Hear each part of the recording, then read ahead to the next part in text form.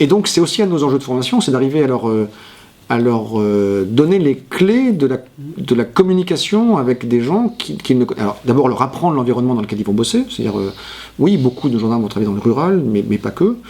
Donc apprendre à connaître une circonscription. Qu'est-ce que c'est une circonscription? Ce n'est pas que des routes et des villages, c'est aussi des gens dedans, et des métiers, et des activités économiques, et des paysans qui ont des soucis de PAC et de concours agricoles. Enfin voilà, et tout ça, il faut qu'on leur apprenne. Alors on leur apprendra en partie chez nous, dans les écoles de formation initiale.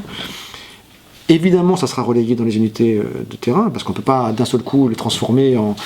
Mais voilà, tous ces mécanismes qui vont petit à petit leur permettre d'engager une conversation finalement avec un rural, avec un agriculteur, avec un commerçant, alors qu'ils n'ont jamais fait de leur vie probablement avant, eh bien, il faut qu'on leur enseigne ici. Et c'est pour ça qu'on va travailler de plus en plus et au maximum ce qu'on appelle des mises en situation, c'est-à-dire on les met en configuration 2, et pour qu'ils se désinhibent, qu'ils se lâchent parce que c'est ça souvent, s'ils ont un peu peur de qu'est-ce que je leur dis.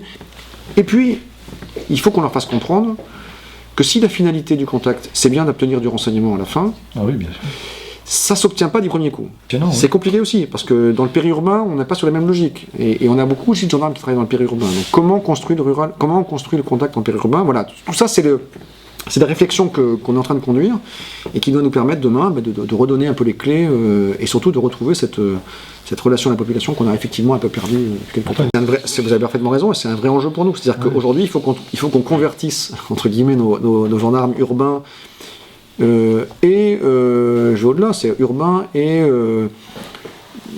qui finalement sont un peu dans l'individualisme que connaît la société aujourd'hui, qui finalement se satisfont pour beaucoup de leur environnement numérique, et aussi qui n'ont pas forcément ce besoin de contact que les générations plus anciennes avaient besoin. Il ne faut pas oublier que le gendarme aujourd'hui, tel qu'il est formé, il est déjà formé à intervenir à un moment donné en format dégradé. C'est-à-dire qu'il sait qu'il va demain de faire de l'OPEX, faire de l'outre-mer difficile en Guyane ou à Mayotte.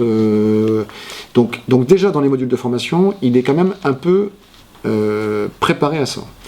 Donc c'est vrai que le fait terroriste nous a amené quand même à repenser un peu la question. Depuis 2015, encore une fois, les formations, les informations et les formations sont renforcées dans ce domaine-là.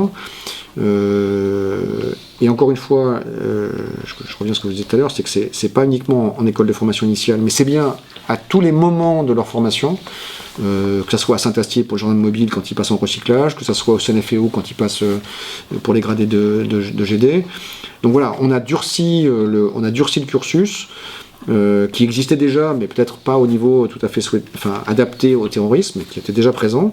On l'a durci, et on réfléchit aussi à non seulement le durcir dans la préparation des actes élémentaires du combattant, parce qu'en fait c'est quasiment ça, la survie sur l'acte terroriste, mais aussi sur la préparation psychologique à ce type d'événements, qui sont des événements forcément très traumatisants, très difficiles à vivre, et sur lequel on essaie de travailler un peu aussi l'endurcissement, la densification de nos jeunes gendarmes, avec